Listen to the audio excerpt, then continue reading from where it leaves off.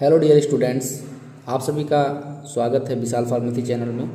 तो आज के वीडियो में स्टार्ट करने वाले हैं कम्युनिटी फार्मेसी मैनेजमेंट का एक और टॉपिक, जो कि थर्ड चैप्टर का टॉपिक है डिस्पेंसिंग एरर के बारे में। तो आज हम ओवरऑल बात करेंगे डिस्पेंसिंग एरर क्या होता है। देन हम उसमें बात करेंगे कि कितने टाइप्स के एरर हो सकते हैं, उसका क्या नुकसान है अगर आपने कहते हैं डिस्पेंसिंग में एरर कर दिया तो आज हम ओवरऑल बात करेंगे डिस्पेंसिंग एरर के बारे में, और उसको हम कैसे मिनिमाइज करते हैं उसके बारे में भी हम बात करेंगे। तो टॉपिक स्टार्ट करने से पहले हम जान लेते हैं कि जैसे आपने कल पढ़ा कल के वीडियो में कि डिस्पेंसिंग प्रोसेस क्या होता है, डिस्पेंसिंग हम कैसे कैसे करते हैं, कितने स्टेप में हम करते हैं। मैंने आपको फिगर टाइप भी बताया और मैंने आपको स्टेप 6 में भी बताया कि 6 स्टेप में हम इसको हम करते हैं डिस्पेंसिंग को। ठीक है, उसी किसी स्टेप में हमको प्रिपरेशन करने में, हमको पर्चे को पढ़ने में, ठीक है, वहीं पे हमको कुछ गलती हो जाए या प्रिस्क्राइबर ने जो है दवा प्रिस्क्राइब कर दी या उसने स्ट्रेंथ नहीं मेडिसिन का डाला, सारी चीज़ें हो सकती हैं। तो ये सारी गलतियों को हम नेगलेक्ट कैसे करेंगे और कैसे मिनिमाइज करेंगे, हमारा डिस्पेंसिंग में कोई भी एरर ना हो। तो पहले हम समझते हैं कि डिस्पेंसिंग में एरर क्या हो सकता है, देन हम उसको कैसे समझेंगे कि कैसे हम उसको कम करेंगे या बिल्कुल ही ख़त्म करेंगे। तो लेट्स हम देखते हैं डिफिनीशन के according a dispensing error can be defined as inconsistency between the drug prescribed and drug dispensed to a patient. क्या होता है डिस्पेंसिंग एरर, क्या है, इसको डिफाइन किया गया है कि inconsistency between the drug prescribed and drug dispense to the patient. क्या कहते हैं ना, प्रिस्क्राइब्ड करते समय हो सकता है कोई गलती हो जाए, या डिस्पेंस्ड करते वक्त फार्मासिस्ट से कोई गलती हो जाए, या रजिस्टर्ड मेडिकल प्रैक्टिशनर जो है प्रिस्क्राइब किया, उसने मान लीजिए एग्जाम्पल प्रिस्क्राइब किया ड्रग पैरासीटामॉल उसने लिख दिया, अब उसने डोजेस फॉर्म नहीं लिखा कि सिरप है, टेबलेट है, इंजेक्शन है। अब उसने क्या किया, अगर उसको भी लिख दिया उसने टेबलेट, तो उसको कितने mg देना है वो नहीं लिखा, ठीक है, तो स्ट्रेंथ नहीं लिखा मेडिसिन का। ये सारी गलती वो कर सकते हैं प्रिस्क्राइबर। अगर हम इस चीज़ को रीड कर लेते हैं, अच्छे से केयरफुली रीड कर लेते हैं, तो हम इसको मिनिमाइज कर सकते हैं, इसको कम कर सकते हैं। नेक्स्ट हम देखते हैं there are several type of dispensing error, they can lead to ineffectiveness and sometime unwanted pharmaceutical outcome. तो यह कहते हैं कि डिस्पेंसिंग एरर जो हो रहा है वो क्या लीड करता है, इनइफेक्टिवनेस ऑफ ड्रग, मतलब कि दवा जो है बिल्कुल ही इनइफेक्टिव होगी, और सम टाइम क्या करता है अनवांटेड फार्मास्यूटिकल आउटकम। जैसे एग्जांपल, आप किसी बच्चे को चाइल्ड डोज पीसीएम की मान लीजिए 500 mg में आधी टेबलेट खानी है ना, आपने क्या किया, डॉक्टर ने गलती से प्रिस्क्राइब कर दिया 650 mg बीडी। तो ये आप जब डिसाइड कर लेंगे, देख लेंगे, तो ये मान लो भाई अब 650 mg जो है पैरासीटामॉल यदि कोई चाइल्ड खा लेगा तो उसको अनवांटेड इफेक्ट आएगा ही आएगा, मतलब एडवर्स इफेक्ट जो हम नहीं चाहते हैं कि बच्चे को ये हो जाएगा। साइड इफेक्ट के अलावा जो होते हैं अनवांटेड इफेक्ट्स, वो चीज़ें उसको दिखने लगेंगी। ठीक है, क्या होगा, unwanted pharmaceutical outcome.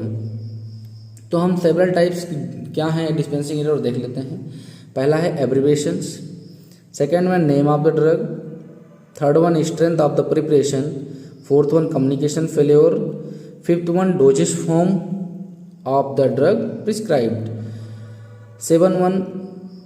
Six one dose, next one instruction to the patient, then इनकम्पैटिबिलिटीज।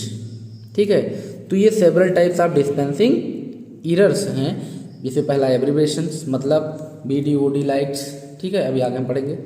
Name of the drug, दवा के नाम लिखने में कोई दिक्कत कर दी उसने, तो ये सारी चीज़ें, ठीक है। तो फर्स्टली हम बात करते हैं एब्रिवेशन के बारे में। तो हम in most of the prescription short form are used by the prescriber और RMP that leads to major error during interpretation by the pharmacist. क्या करते हैं, हम एग्जांपल देखते हैं कि जैसे एक प्रिस्क्राइबर जो है दवा प्रिस्क्राइब करता है,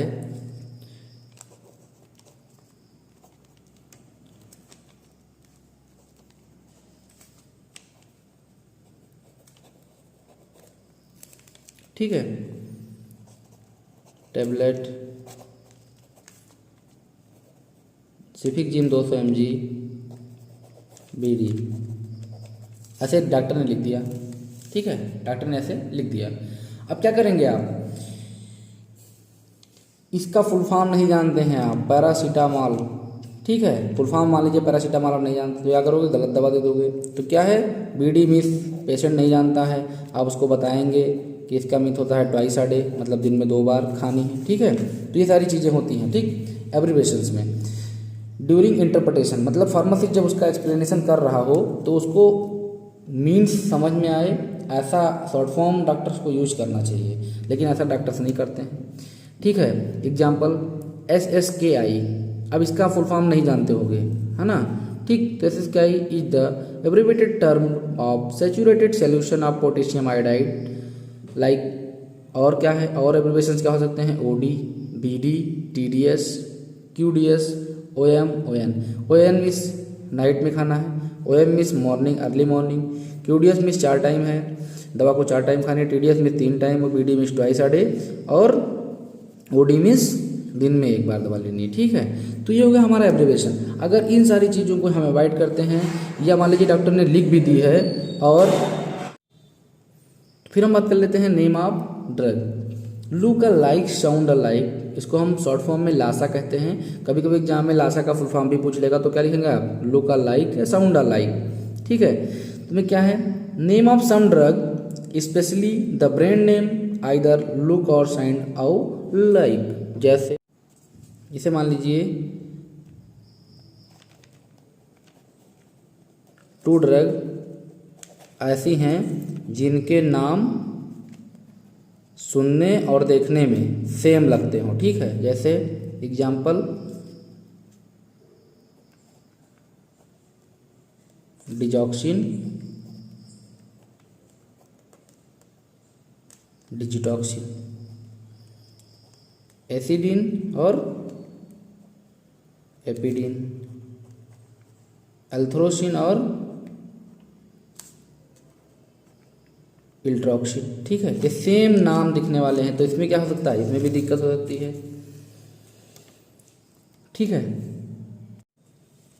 so any error in the name of the drug will lead to major danger to the patient, है ना। अगर ऐसा एरर हो जाता है कि नेम ही चेंज हो जाता है, भाई आपको एंटी हाइपरटेंसिव ड्रग लेनी थी और गलती से आपने क्या कहते हैं नाम में सेमेजिटिस होने की वजह से आपको बहुत ही क्या कहते हैं, मान लीजिए एंटी हाइपरटेंसिव मेडिसिन थी, आपको क्या कहते हैं हाइपरटेंसिव की दर दे दी गई, हाइपोटेंशन वाली। ठीक है, या मान लो आपको एंटी डायबिटिक लेनी थी, आपने क्या किया, डेक्स्ट्रोज ले लिया।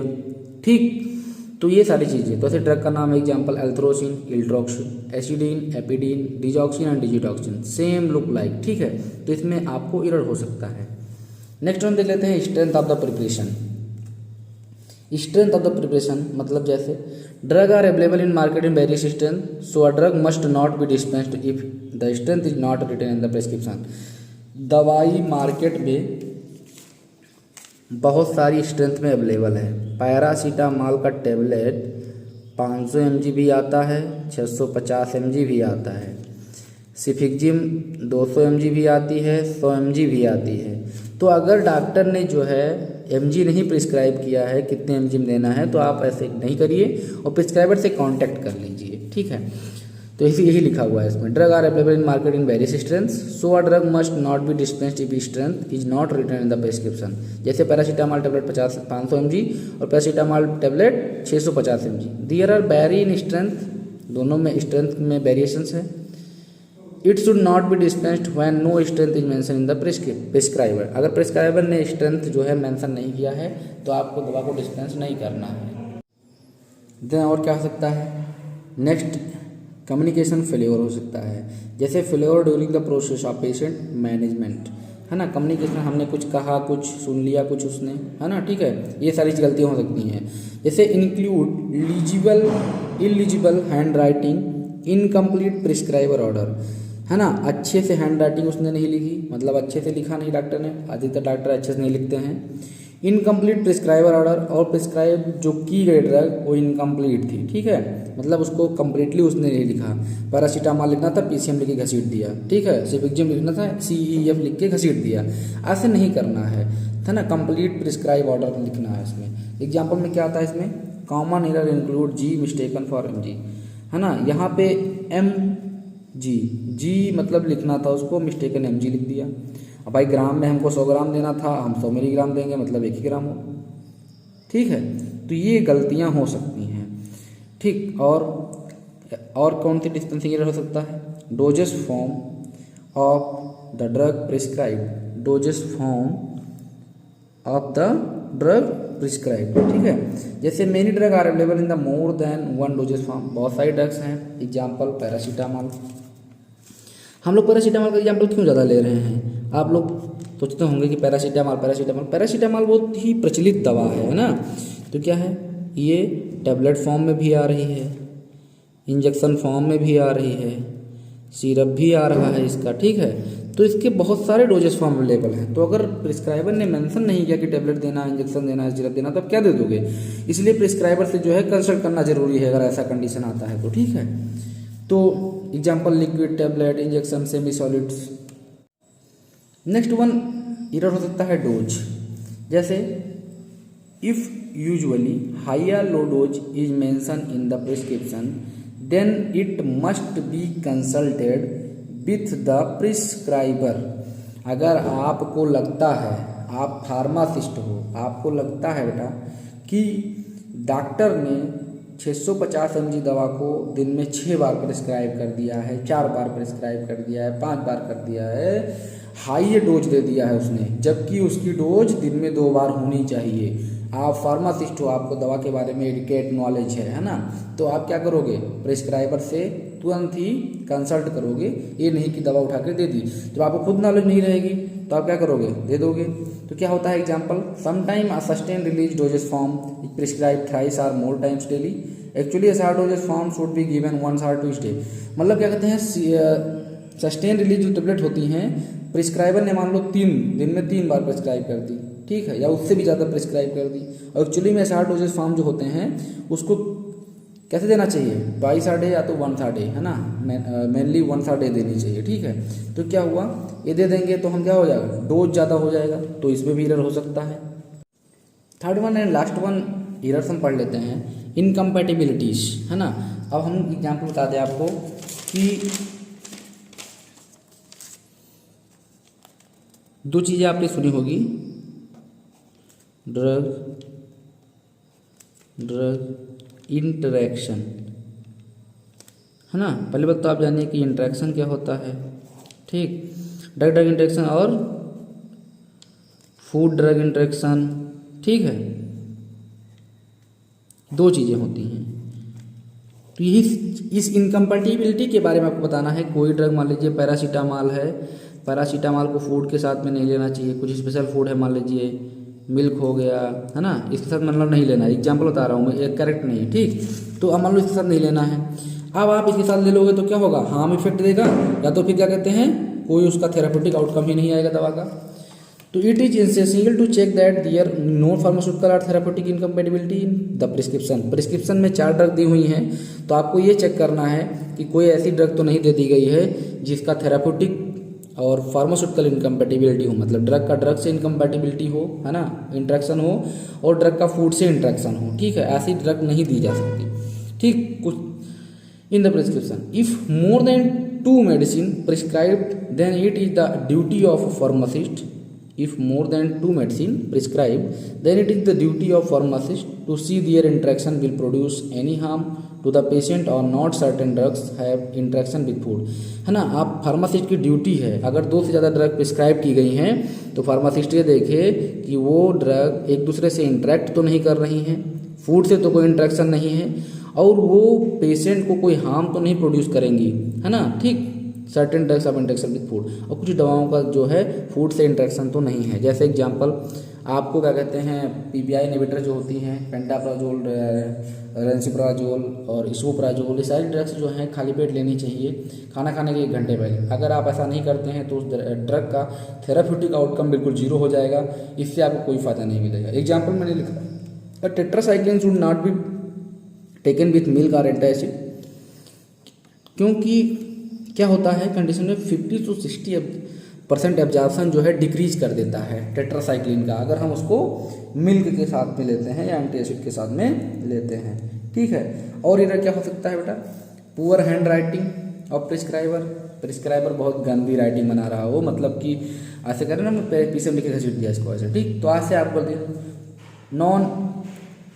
नॉन कोऑपरेटिव स्टाफ जो ऐसा है, जो बिल्कुल ही जो क्या कहते हैं केयरलेस है अपने काम को लेकर के, तो इससे भी एरर हो सकता है, क्योंकि वो समझेगा ही नहीं, फ़ोन चला रहा है, पबजी खेल रहा है। अब क्या करें, आपने कहीं पैरासीटामॉल निकाल लाइए, कहाँ पैरासीटामॉल निकाल के लाया, क्योंकि उसका मन अलग लगा हुआ है। तो नॉन कोऑपरेटिव स्टाफ की वजह से भी हो सकता है। इनकरेक्ट लेबलिंग ऑफ ड्रग, अगर ड्रग क्या कहते हैं ड्रग ने आपने सारी चीज़ें अच्छे से कर लिया, आपने उस पर लेबलिंग अच्छे से नहीं किया, तो इसमें भी डिस्पेंसिंग एरर हो सकते हैं। मैंने कहा था आपको मिनिमाइजिंग भी बताएंगे कि मिनिमाइजेशन कैसे करेंगे हम एरर्स को, लेकिन मुझे लगता है वीडियो बहुत लंबा हो जाएगा, इसलिए नहीं। Thank you. हम नेक्स्ट क्लास में बात करेंगे मिनिमाइजेशन ऑफ डिस्पेंसिंग एरर्स।